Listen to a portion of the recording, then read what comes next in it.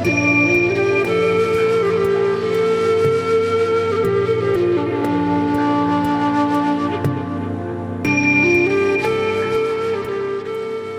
back to the Anxiety Slayer podcast. I'm Shan Vanderleek, here with my good friend and co-host Ananga Sivir. This week we're discussing how you can prepare for travel during the holidays to minimize the anxiety that can come with traveling, whether by car, plane, or train.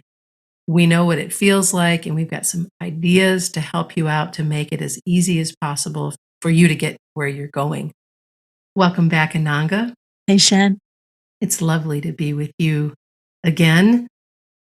Let's start our conversation today with what to do before you travel. I think that's a good place to start. Yeah, it's like the saying, a good day starts the day before, right? Mm-hmm. Travel can increase anxiety. We know this. Ayurveda teaches this. India's ancient science of life teaches that travel and change and moving around can be challenging for anxiety.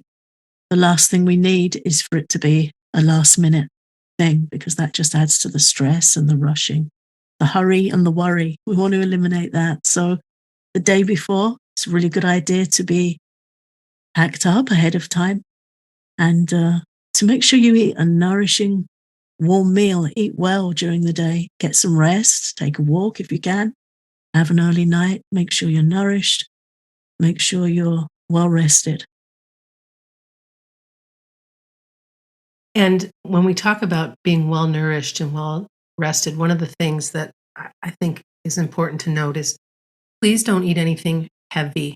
Don't eat a big sandwich or a pizza or something that's really heavy on your system. Eat something that's a little easier for you to digest. It's really important that that nourishing food be a little bit lighter than some of the heavier options that you have.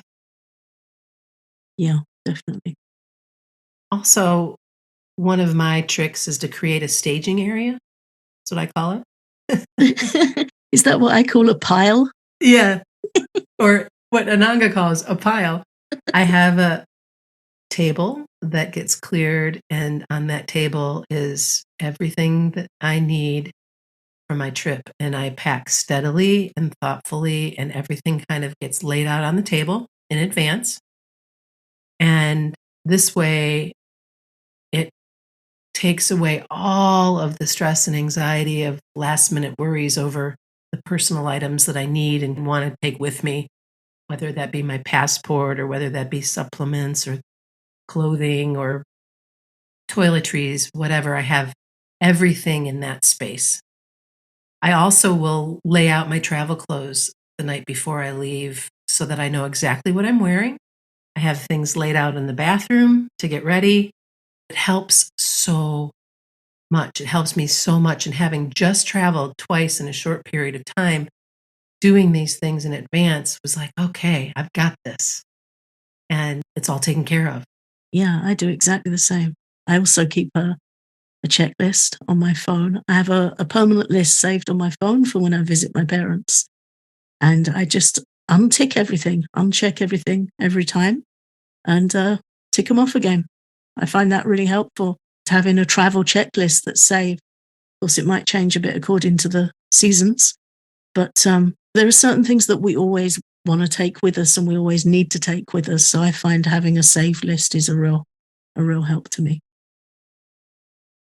Yeah, that's something that I do as well. And I pack and carry some unusual items too. So sometimes I think, oh my goodness, how many people are traveling? And we'll talk about this later in the episode with an anxiety slayer care kit. Yeah. Whether it be the supplements that I take or the extra headphones or I have this perfect little stone that I like to take with me. It's an amethyst because I like having something like that as well. Make time and room for some little special things to carry along with you that help you stay grounded, I guess is what I'm getting at there. No, some comfort items, definitely. Yeah, yeah. You know, what we want to have with us. And that can be personal, if not unusual. It's also key to allow for extra time when you travel in every way you possibly can, because rushing increases stress and anxiety. And when we're in a rush, there's nothing worse. It feels like, uh-oh, how am I going to get ahead of this? So if you allow for extra time, I used to tease my mom about getting places early and all of the extra time she allowed. And now I understand it so much better. It's like, okay, I would rather be at the airport a little bit longer than being in a position where I'm running through the airport to get to the gate, to get on the plane, to get wherever I'm going. Oh, yeah. It's so stressful. And you just feel like you can't catch up with yourself. It feels out of control. It's easier to lose things. If I'm in that kind of situation, which I seldom am because I find it really hard to handle, but that's when I'll start checking, have I got my phone? Have I got this? I Yeah. can feel the vata goes up, the anxiety goes up. Now, certainly, we are all at the mercy of the train or the plane or even if you're traveling by car, things can happen that you have no control over.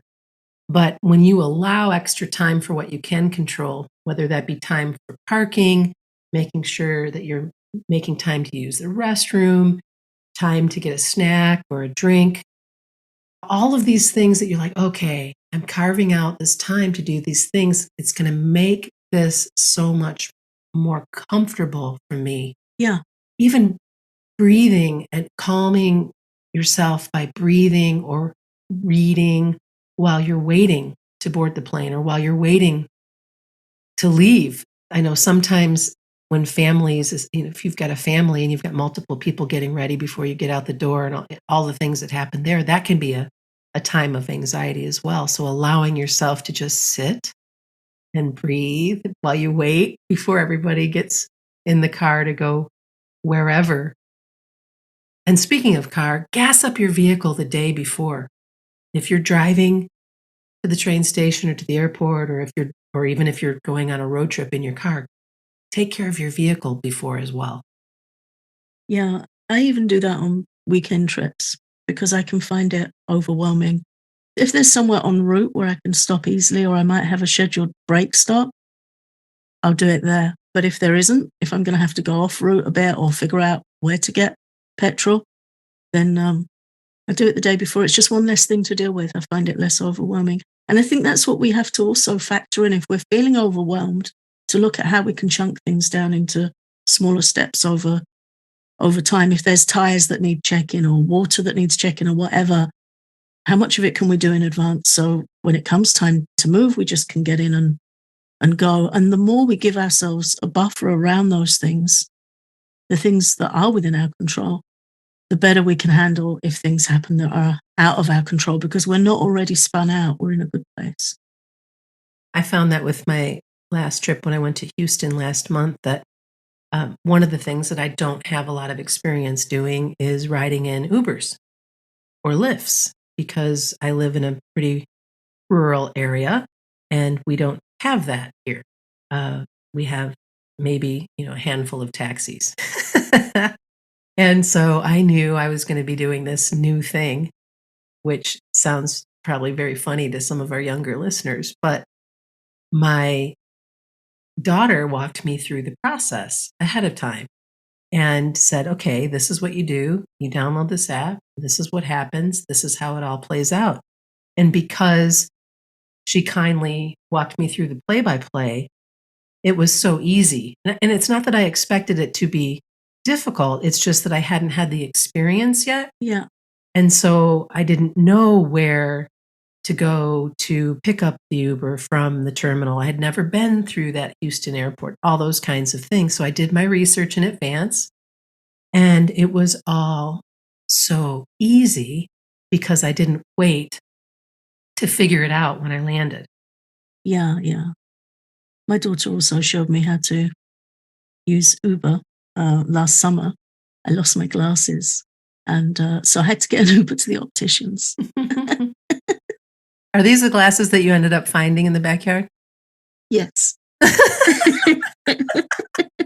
Yes, they are. A story for another day. Yeah. It's always helpful if we feel unfamiliar with something, not sure how to do something. If someone can walk us through it, that's a help as well. I always find it comforting to think if I don't know how to do something, someone somewhere does. Yeah. And we can learn from them, even if it's Google. But if it's someone in person, that can be really nice. Just help you get set up and return the favor for all the things we've figured out for them over the years. Yeah, there you go. There you go. The other thing that I like to do as well is I always bring some healthy snacks with me when I travel. So I'll have a small bag of almonds. Sometimes I'll take dates if I have them. I know you like oat biscuits with seeds, something to keep your blood sugar steady. Just to have something like that put aside, not only are you taking good care of your body and mind, you're not going to pay somebody an insane amount of money for what turns out to be nothing. It's like, oh, that'll be $20 for a package of crisps and a 1 ounce of peanuts or something. Yeah. One of the things I was so grateful for on this recent journey is taking my water bottle empty. And then after going through security all throughout airports now, they have little water stations. So you can fill up your water bottle with filtered water. I like to stay hydrated. It's really important to stay hydrated when you travel. And so that for me just felt like I felt so smart that I had my bottle and I could fill it up whenever I needed. And then, of course, when you can, you want to have something warm to drink if possible. Not a bunch of coffees, but warm drinks are really best if you can get some tea or if you can get something decaffeinated, or if you are going to do coffee, just not to do too much. But in this case, I had mostly this filtered water, and that was a lifesaver for me because I do drink so much water anyway. And I felt much better when I got to my hotel after a full day of traveling. Yeah, it's so easy to get dehydrated, which increases anxiety. Getting hungry and having our blood sugar drop also increases anxiety. So if we're prepared for those things and we're not looking around for facilities to try and help ourselves feel better, that's always easier. Whenever I travel, I always take my own herbal teas, lemon balm or chamomile.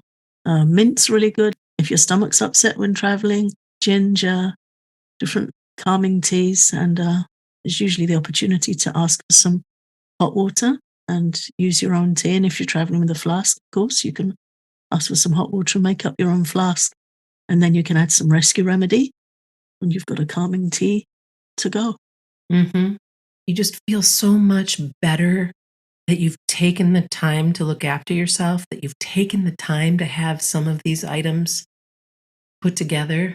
There's comfort in that. It's very grounding. If you feel kind of tethered in your experience instead of floating all over the place. For me, it's a very definite thing. I think to be aware of your needs and self-respecting and, give yourself the gift of what you need is, in and of itself, it's an anti-anxiety thing to do.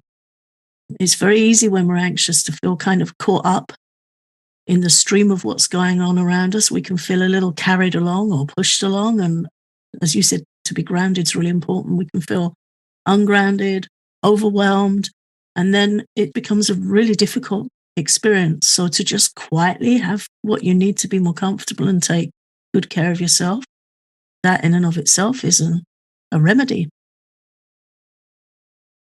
This episode is sponsored by BetterHelp. Do you sometimes wish your life came with an operating manual?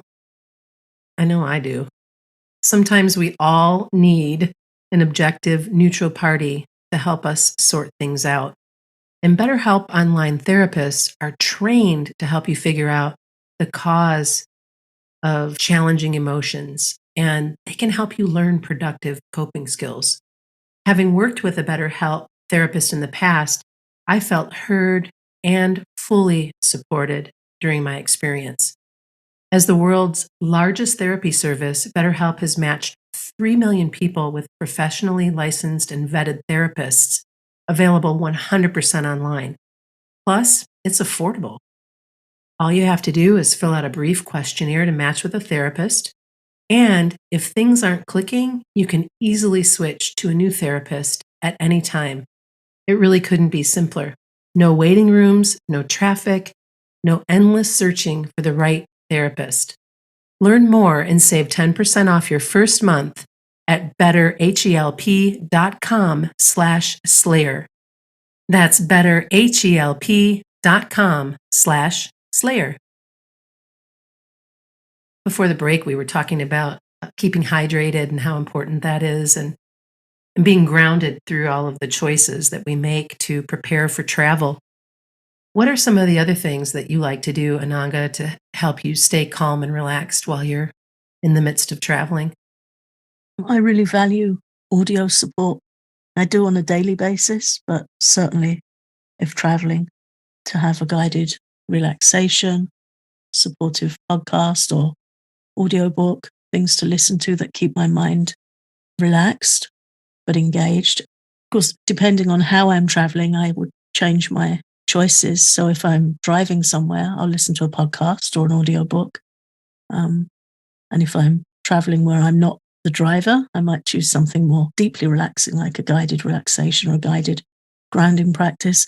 And they're also really good to have when you've arrived at your destination. I find traveling can make me very jittery when I settle down to sleep. If I've been driving, I can close my eyes to go to sleep and I'll just see the motorway and the lights for quite a long time, which is an effect that moving around can have on our nervous system and on the energy type called Vata that we often talk about in Ayurveda. So having a guided relaxation at the completion of your journey to help you wind down and sleep is also really helpful. So that's something I definitely like to have with me. I have a little MP3 player I keep with me with some noise cancelling headphones. And if I'm not driving, that's what I'll be listening to. And if I'm driving, I'll have a podcast or audiobook on my phone synced up with the car. I do that as well. This last trip, I was listening to my Access classes and had some nice relaxations that I could use in the hotel room. Mm. And, again, you just have the choice. You've made a decision to support yourself the best way you can, and there you are. Put your headsets on and relax, and it's like, oh, I'm so glad I thought to do this. Yeah. And we can't have this conversation without bringing up the calm point. The calm point is so easy to find and easy to do. To find the point that we're talking about, you just make a fist with your left hand and look where your middle finger touches your palm. This is the point that you're going to press on quite firmly and steadily with the thumb of your right hand. And you do that for about a minute while you take deep, steady breaths.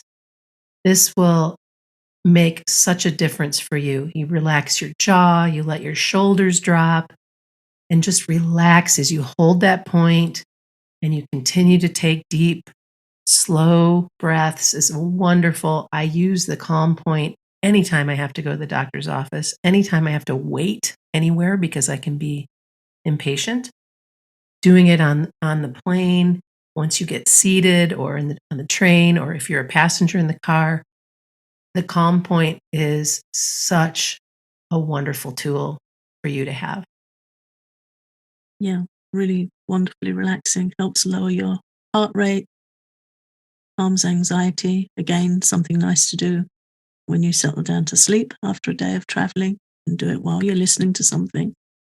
But certainly good to bring it in during the day. It's good to have regular check-ins when traveling. And even if you are driving, if you make a stop off, it's great to use the calm point and just take yourself off for 5 minutes with a warm drink and just close your eyes and practice that. Nobody knows what you're doing. It's pretty discreet and it's a really nice way to reset and stop adrenaline and anxiety escalating to that point where it can spill over into something much more difficult to manage. So it's good to do it a few times. Remember to bring it in.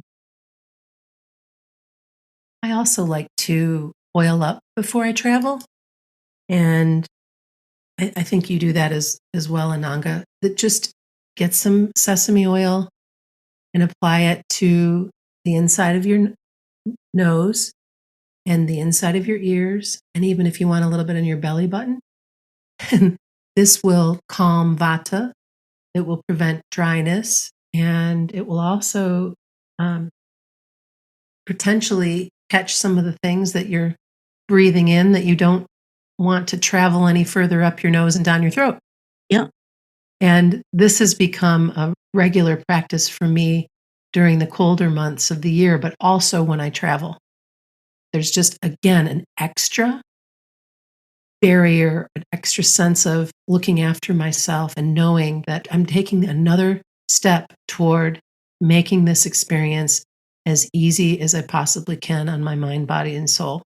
Yeah, it's a wonderful thing to add in, very easy, and something you can again redo if you're having a stop on your journey, something you can reapply or reapply again before you settle down in the evening at the end of your journey.